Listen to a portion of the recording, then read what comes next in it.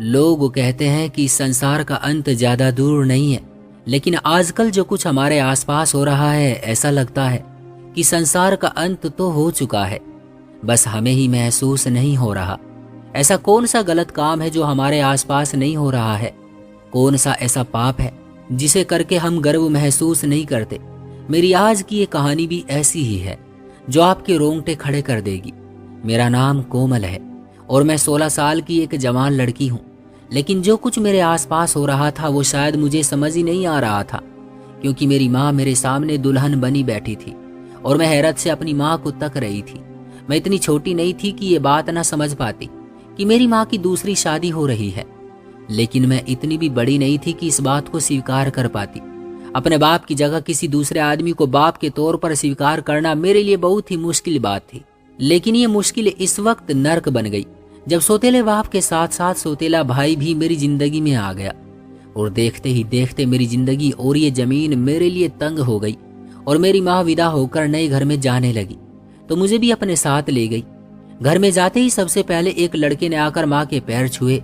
माँ ने मोहब्बत से उसकी तरफ देखा और फिर मुझे देख कर कहने लगी, कोमल, ये तुम्हारा बड़ा भाई मयूर है, आज से तुम अपने बड़े भाई के साथ प्यार मोहब्बत से रहना। माँ की बात पर मैं हैरान रह गई थी। अचानक ही मेरा बड़ा भाई कहाँ से आ गया था और फिर मुझे समझ आया कि वो मेरे सौतेले बाप का बेटा है, जिसे माँ ने मेरे बड़े भाई का दर्जा दिया था। मेरा भाई मुझे सर से पांव तक बहुत अजीब सी नजरों से देख रहा था। पता नहीं क्यों वो पहली ही मुलाकात में मुझे बिल्कुल भी पसंद नहीं आया था। माँ ने मुझे मेरे कमरे में छोड़ा और कहने लगी, आज से ये तुम्हारा कमरा है, मैं तुम्हारे बाबा के साथ दूसरे कमरे में मौजूद हूँ। तुम्हें किसी चीज की जरूरत हो तो आवाज लगा देना। दूसरे बाबा का सुनकर मेरी आंखों में आंसू आ गए थे। बस कुछ ही महीनों में हर रिश्ते बदल गए। माँ मेरे सौतेले बाबा के साथ अपने कमरे में चली गई और फिर थोड़ी ही देर बाद मुझे प्यास महसूस हुई। मैंने देखा कि कमरे में पानी मौजूद नहीं था। मैंने अपनी माँ को आवाज लगाई, लेकिन माँ तो मेरी आवाज पर आई ही नहीं। पानी की प्यास बढ़ने लगी तो मैं खुद ही कमरे से बाहर निकल आई। ये घर मेरे लिए बिल्कुल नया था, इसलिए मैं अंधेरे में किचन तलाश कर रही थी कि अचानक ही मैं किसी वजूद से टकरा गई और इससे पहले कि मैं जोरदार चीख मारती, किसी ने अपने हाथ से मेरा मुंह दबा दिया था। मेरा दम घुटने लगा था।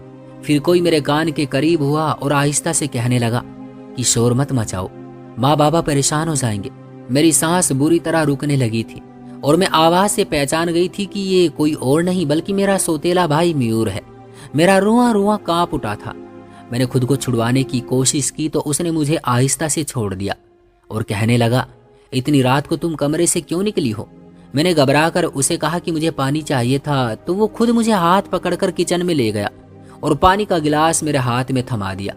उसकी नजरें अब भी मेरे जिस्म पर जमी हुई थी और ऐसा लग रहा था जैसे वो मुझे नजरों ही नजरों से खा जाएगा। मयूर कोई 22 साल का जवान लड़का था, जबकि मैं सिर्फ 16 साल की थी। उसकी नजरों में एक अजीब सी तपिश थी, इसलिए रात के अंधेरे में मुझे उससे डर महसूस हो रहा था। वो एक बार फिर मेरे करीब हुआ और कहने लगा, कोमल, तुम्हें मुझसे डरने की कोई जरूरत नहीं है, अब तो मैं तुम्हारा बहुत कुछ लगता हूँ। मयूर के लहजे ने मुझे डरा दिया था। उसका अंदाज मुझे बहुत कुछ महसूस करवा रहा था। मैं छोटी जरूर थी, लेकिन इतनी भी नहीं कि उसके अंदाज ना समझ पाती। मैंने मुश्किल से हलक से पानी उतारा और वापस अपने कमरे में आ गई। मेरा जिस्म बुरी तरह कांप रहा था। पहली ही रात इस घर में मुझ पर बहुत भारी पड़ रही थी। मुझे कमरे में बैठे थोड़ी ही देर गुजरी थी, तभी कमरे का दरवाजा बजने लगा था। मेरा दिल सूखे पत्ते की तरह कांप रहा था। मुझे यकीन था कि दरवाजे पर मयूर ही मौजूद होगा, इसलिए मेरा दरवाजा खोलने का कोई इरादा नहीं था। दरवाजे पर बार बार कुंडी बज रही थी और मैं अपने आप में सिमटी चली जा रही थी। मेरी आंखों में आंसू आ रहे थे। न जाने में कहाँ फंस गई थी और फिर काफी देर बाद मुझे अपनी माँ की आवाज सुनाई दी। वो मेरा नाम पुकार कर कह रही थी कि दरवाजा तो खोलो कोमल। माँ की आवाज पर मेरी जान में जान आई और मैंने जल्दी से दरवाजा खोल दिया। माँ ने मुझे सीने से लगा लिया और मुझे डांटते हुए पूछने लगी कि मैंने इतनी देर क्यों लगा दी। मैंने झिझकते हुए माँ से कह दिया कि मुझे डर लग रहा था। माँ हंसकर कहने लगी, कोई बात नहीं, आज इस घर में तुम्हारी पहली रात है। फिर मैंने एक नजर माँ के चेहरे पर डाली, जहां मुझे खुशी नजर आ रही थी। अब माँ अपनी दूसरी शादी पर बिल्कुल संतुष्ट थी, लेकिन मुझे अपने सौतेले भाई की मौजूदगी परेशान कर रही थी। माँ मुझे देखने के लिए आई थी और मुझे देखकर वापस लौट गई थी। मैंने कमरे का दरवाजा दोबारा अच्छी तरह से बंद कर लिया था, लेकिन फिर तो हर रात ही ऐसा होने लगा था। मैं शाम होते ही अपने कमरे में बंद हो जाती और अच्छी तरह दरवाजा बंद कर लेती, क्योंकि मुझे मयूर से डर महसूस होता था। वो सारा दिन मुझे जिन नजरों से घूरता था, वो नजर मुझे अपने वजूद के आर पार होती महसूस होती थी। जैसे ही माँ यहाँ वहां होती, वो छुपे छुपे शब्दों में मेरी खूबसूरती की तारीफ करता और मुझे एहसास दिलाने की कोशिश करता कि मैं बच्ची नहीं हूँ, बल्कि अब मैं बड़ी हो गई हूँ। और वो माँ की मौजूदगी में ऐसे शरीफ बन जाता जैसे उससे ज्यादा नेक और कोई नहीं है। माँ की शादी को ऐसे ही 1 महीना गुजर गया था और इस 1 महीने में माँ ने मुझे मेरे सोतेले बाप के सामने बहुत ही कम आने दिया था। मुझे इस बात का अंदाजा हो गया था कि मेरा सोतेला बाप मुझे बेटी के रूप में नहीं अपनाना चाहता था और इसीलिए माँ मुझे उसकी नजरों से दूर रखती थी। दूसरी तरफ मेरा सोतेला भाई मुझे इस कदर परेशान करता, वो मेरे आगे पीछे घूमता रहता कि मैं तंग आ जाती। कई बार मैंने यही बात माँ से कहने की कोशिश की, लेकिन माँ हमेशा मुझे ये कहकर खामोश करवा देती कि तुम ज्यादा ही सोचती हो, ऐसा कुछ नहीं है, वो तुम्हारा भाई है और वो तुम्हारा ख्याल रखना चाहता है।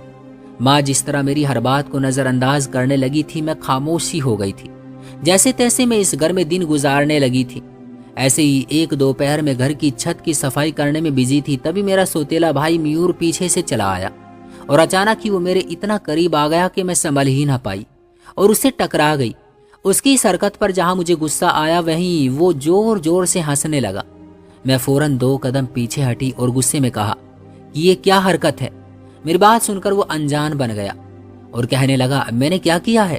तुम तो खुद जानबूझकर मुझसे टकराई हो और अब भोली बन रही हो। उससे पहले कि मैं कोई जवाब देती, माँ छत पर आ गई। कोमल बेटी, तू जिस काम में लगती है उसी में लगी रह जाती है। मेरे साथ नीचे चल, और भी काम निपटाने हैं। मैं माँ को बताना चाहती थी कि मयूर जानबूझकर मेरे साथ इस तरह की घटिया हरकतें करता है, लेकिन माँ को तो मेरी बात सुनने का वक्त ही नहीं था। माँ ने मेरा हाथ पकड़ा और मुझे खींचती हुई नीचे ले आई। मैंने माँ को बताना चाहा कि मयूर जानबूझकर मेरे करीब आया था, लेकिन माँ ने मेरी आधी बात बीच में से काट दी और कहने लगी, भाई है वो तेरा, उसकी शिकायत करने ना बैठ जाना। एक तो वो तेरा इतना ख्याल रखता है और तू है कि ऐसे ही उसे बुरा भला कहती रहती है। जो थोड़ा बहुत मजाक वो कर लेता है उसे दिल से ना लगाया कर। माँ की बात सुनकर मेरी जान जलकर खाक हो गई थी। माँ मयूर के खिलाफ कुछ सुनना ही नहीं चाहती थी। पता ही नहीं उन्हें मयूर पर भरोसा था या अपने पति का डर था। और एक तरफ मयूर था जिसने मेरा जीना हराम कर रखा था।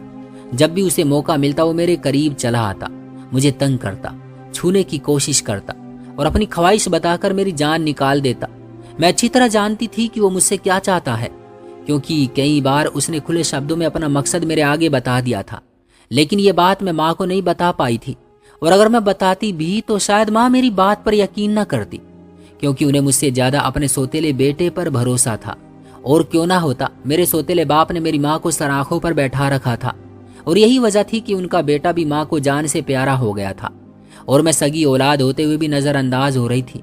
शुरू शुरू में तो माँ मेरी शिकायत सुनकर मयूर से कुछ सवाल जवाब कर लेती थी, लेकिन जैसे जैसे वक्त गुजर रहा था, न जाने माँ को क्या हो गया था, उन्होंने कबूतर की तरह आंखें मूंद ली थी और मुझे मयूर के भरोसे छोड़ दिया था।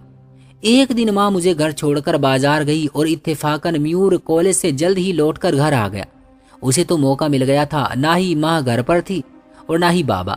मुझे देखते ही वो मेरे पास आया और कहने लगा, कोमल तुम तो बहुत खूबसूरत हो, अगर तुम चाहो तो तुम्हारी ये खूबसूरती तुम्हारे काम आ सकती है।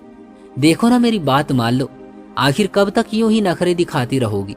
मयूर की बातें मुझे कुछ कुछ समझ आने लगी थी, इसलिए मैंने गुस्से में कहा कि आप मेरे भाई हैं, ऊपर वाले के लिए मेरे साथ ऐसी बातें ना किया करें।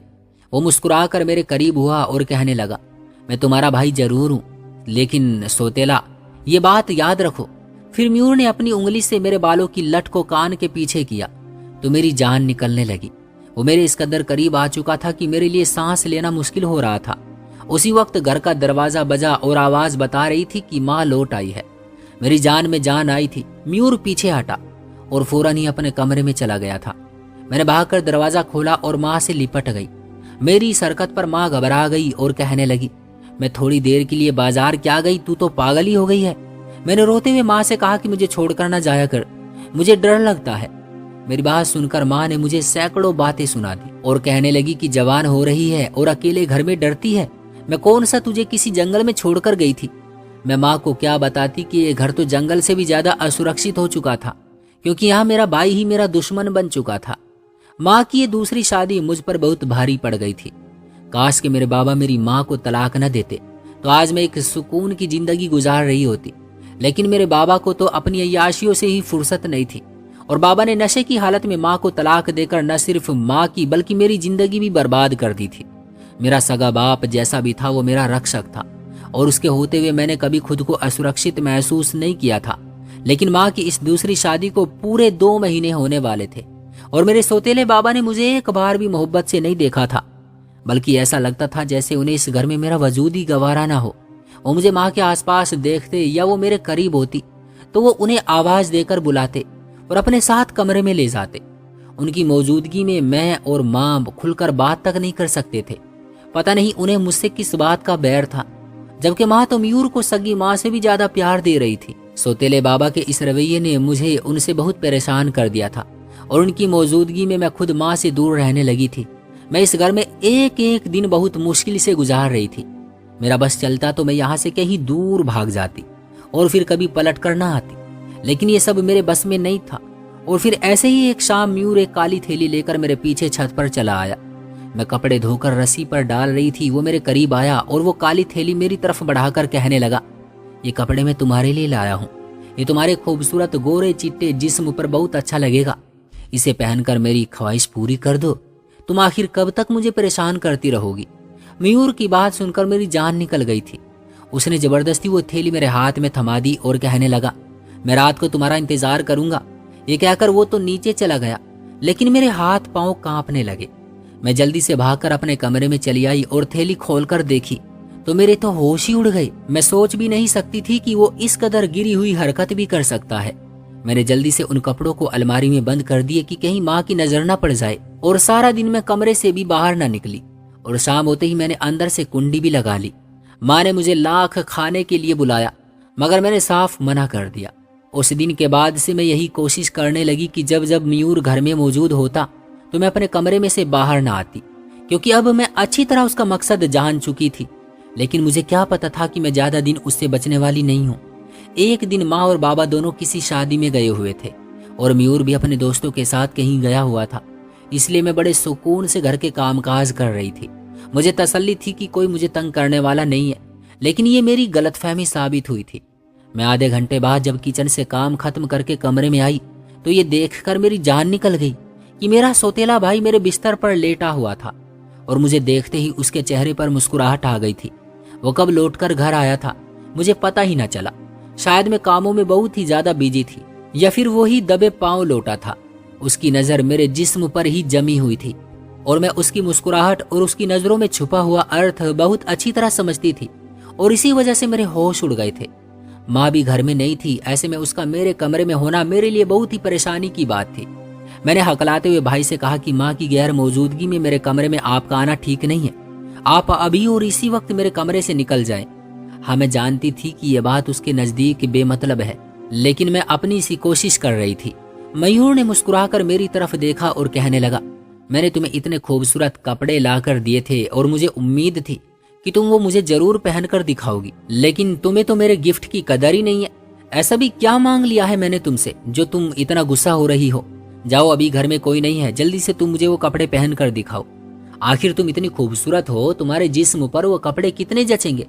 आज हम दोनों मिलकर आसानी से वो काम कर सकते हैं जिसके लिए मैं इतने दिनों से इंतजार कर रहा हूँ। मयूर की बात सुनकर मेरी जान निकल गई थी, क्योंकि मैं अच्छी तरह जानती थी कि वो मुझसे क्या चाहता है, और मैं बिल्कुल भी ऐसा कोई गलत काम नहीं कर सकती थी। मैंने जल्दी से अलमारी से वो ड्रेस निकाली और मयूर के आगे रख दी और कहा कि आपको लगता है मैं ऐसे कपड़े पहनूंगी? ना ही ये मेरी परवरिश है और ना ही मैंने आज तक कभी ऐसे कपड़े पहने हैं। मयूर ने शॉपर खोलकर वो ड्रेस निकाल कर मेरे सामने फैलाई और कहने लगा, क्या बुराई है इसमें? देखो तो कितनी खूबसूरत है। मेरी नजर जैसे ही उस ड्रेस पर पड़ी मैं शर्म से पानी पानी हो गई, और मैंने उससे कहा कि आपको शर्म नहीं आती? मैं आपकी बहन हूँ और आप मुझे ऐसे कपड़ों में देखना चाहते हैं। इसके बाद जो कुछ मयूर ने कहा वो सुनकर मेरा दिल चाहा कि जमीन फटे और मैं उसमें समा जाऊं। मैंने आपसे कहा कि अभी उठो और मेरे कमरे से निकल जाओ, क्योंकि मैं इससे ज्यादा ये गंदगी बर्दाश्त नहीं करूंगी। मयूर ने कस कर मेरा बाजू पकड़ा और कहने लगा, ज्यादा सीधी सादी और शरीफ लड़की बनने की जरूरत नहीं है। मैं अच्छी तरह जानता हूँ कि तुम जैसी लड़कियां कैसी होती हैं। तुम्हारी माँ को ही देख लो, कैसे मेरे बाप को अपने जाल में फंसाकर उससे शादी कर ली है। मयूर के मुंह से माँ के बारे में ऐसी बात सुनकर मैं हैरान रह गई थी, क्योंकि वो तो माँ के आगे बहुत ही नेक और अच्छा बनता था। लेकिन मैं सोच भी नहीं सकती थी कि वो मेरी माँ के बारे में ऐसी गंदी सोच रखता होगा। मयूर ने गुस्से में मेरे आगे खुलकर अपना मकसद बता दिया और कहने लगा कि अगर तुमने मेरी बात नहीं मानी तो मैं अपने बाप को तुम्हारे बदचलन होने की ऐसी कहानी सुनाऊंगा कि वो तुम्हें तुम्हारी माँ के साथ इस घर से बाहर निकाल देंगे। मैंने रोते हुए मयूर से कहा कि ऐसा बिल्कुल भी मत करना। पहले ही मेरे सगे बाप ने हमें दर दर की ठोकरें खाने के लिए छोड़ दिया है और अब तुम्हारी वजह से एक बार फिर हम बेसहारा हो जाएंगे। मयूर कहने लगा, तो फिर मेरी छोटी सी फरमाइश पूरी कर दो। मैं तुमसे चाहता ही क्या हूँ, बस यही ना कि तुम ये कपड़े पहन लो और एक वीडियो बनवा लो। तुम्हारा क्या जाता है? मैंने तुमसे कहा है कि तुम अपना चेहरा छुपा लेना, मैं सिर्फ तुम्हारे जिस्म को कैमरे में कैद करूंगा। देखना हर वीडियोज पर लाखों व्यूज आएंगे और तुम्हारी खूबसूरती से हम दोनों ही बहुत पैसा कमा लेंगे। मैंने रोते हुए मयूर के आगे हाथ जोड़े और कहा कि मैं ऐसे खानदान से संबंध नहीं रखती जहां ऐसी बेहयाई होती हो। मैं कोई वीडियो नहीं बनवा सकती और ये इतनी घटिया ड्रेस पहनने के बारे में तो मैं सोच भी नहीं सकती। मयूर गुस्से से मेरे करीब आया और कहने लगा, क्या तुम जानती हो मुझ पर हजारों रुपयों का कर्जा चढ़ा हुआ है? मैं कितनी ही बार जुआ हार चुका हूँ और अगर मैंने पैसे न चुकाए तो हम सब का बहुत बुरा अंजाम होगा। इसलिए तुम मेरी बात मानो और अपना चेहरा छुपाकर ऐसी वीडियो बनाओ कि लोग तुम्हें देखते रह जाएं और हम बहुत पैसा कमा लें। अगर तुमने अपनी मर्जी से ये सब न किया तो मैं तुम्हारे साथ जबरदस्ती करूंगा और वो सब भी कैमरे में ही रिकॉर्ड करूंगा। लंबा चौड़ा मयूर मुझे पूरी तरह धमका रहा था और मैं उसके आगे खड़ी कांप रही थी। मेरे पास कोई रास्ता नहीं था। वो जबरदस्ती मुझे वो कपड़े पहनाने पर मजबूर कर रहा था और मैं उसके आगे गिड़गिड़ा रही थी, लेकिन उसे तो मुझ पर रहम ही नहीं आ रहा था। वो मुझे पैसे कमाने के लिए इस्तेमाल करना चाहता था और ये बात बहुत पहले ही वो मुझे बता चुका था। और इससे पहले कि मैं उसकी धमकियों में आकर कोई गलत काम कर बैठती, दरवाजे पर जोर जोर से कुंडी बजने लगी। दरवाजा बजने की आवाज पर मयूर कमरे से बाहर निकल गया और जैसे ही मैंने भागकर दरवाजा खोला तो सामने खड़ी पुलिस को देखकर मेरे होश उड़ गए। पुलिस वाले मुझसे मयूर के बारे में पूछ रहे थे। मैंने उन्हें बता दिया कि वो घर में ही मौजूद है। उन्होंने मयूर को गिरफ्तार कर लिया था और मेरे पूछने पर उन्होंने मुझे बताया था कि उसने अपने दोस्तों के साथ मिलकर कुछ लड़कियों की जबरदस्ती गंदी वीडियोज बनाकर उन्हें इंटरनेट पर अपलोड किया है और साइबर क्राइम एक्ट के तहत उन्हें गिरफ्तार किया जा रहा है। वो और उसके दोस्त इसी तरह की वीडियो बनाकर लाखों रुपये कमा रहे थे और वो मुझे भी अपने इस मकसद के लिए इस्तेमाल करना चाहता था। पुलिस वाले उसे ले जा चुके थे और मैं ऊपर वाले का धन्यवाद कर रही थी कि ऊपर वाले ने मेरी इज्जत बचा ली थी। जब माँ बाबा शादी से लौटकर घर आए और उन्हें मयूर की गिरफ्तारी का पता चला तो बाबा फौरन पुलिस स्टेशन भागे और माँ ने मुझे सीने से लगा लिया। मैंने माँ को सारी बात बताई तो मेरी माँ के होश ठिकाने आ गए। माँ ने मुझसे माफी मांगी कि उन्होंने अपने नए रिश्ते को बचाने के लिए मेरी हर बात को नजरअंदाज कर दिया और अगर आज पुलिस वक्त पर ना आती तो शायद अब मेरे भी हाथ में कुछ ना होता। मयूर आज भी जेल की सलाखों के पीछे है क्योंकि साइबर क्राइम के तहत उस पर बहुत बड़े बड़े मुकदमे दर्ज किए गए हैं और बाबा चाहकर भी उसे जमानत नहीं दिलवा पाए। कम से कम वक्त में ज्यादा पैसे कमाने के लालच में जो गलती मयूर और उसके दोस्तों ने की थी, अब शायद उन्हें सारी जिंदगी उसकी सजा भुगतनी पड़ेगी। मयूर के चले जाने के बाद मेरे सौतेले बाबा मुझसे मोहब्बत करने लगे और मैं ये बात अच्छी तरह जान गई हूँ कि जहाँ सोशल मीडिया का अच्छा इस्तेमाल होता है वहीं बहुत गंदा और घटिया इस्तेमाल भी होता है और ये हम पर डिपेंड करता है कि हम उसे किस तरह इस्तेमाल करते हैं। लेकिन हमें ये बात जरूर याद रखनी चाहिए कि सोशल मीडिया का गलत इस्तेमाल हमें जेल की सलाखों के पीछे भी पहुंचा सकता है क्योंकि सरकारी तौर पर बहुत सारे कानून बना दिए गए हैं। आज के दौर में मयूर जैसे लड़के अविवेक का शिकार होकर यूट्यूब और टिकटॉक पर गंदी वीडियो डालकर पैसे कमाना चाहते हैं। वही मेरी माँ जैसी औरतें अपने नए रिश्तों को बचाने के लिए अपनी आंखों पर पट्टी बांध लेती है और इसी वजह से हमारा समाज गलत घटनाओं का शिकार हो रहा है क्योंकि हमें यही नहीं पता कि हमारे घर की चार दीवारी के अंदर हो क्या रहा है। आजकल हर बच्चे के हाथ में मोबाइल फोन मौजूद है और इसका इस्तेमाल कैसे हो रहा है इसकी खबर शायद माँ बाप को भी ठीक तरह से नहीं है। मेरी आज की इस कहानी में बहुत से सबक छिपे हुए हैं। आज आपने मेरी आज की कहानी से क्या सीखा है दोस्तों, कमेंट बॉक्स में हमें जरूर बताइएगा। क्या आपको लगता है कि बच्चों के हाथ में खुलेआम मोबाइल फोन दे देना चाहिए या फिर उन पर प्रतिबंध लगा देना चाहिए? वीडियो को लाइक कर दीजिए और चैनल को सब्सक्राइब कर लीजिएगा मैं मिलता हूँ आपसे अगली वीडियो में, तब तक के लिए धन्यवाद।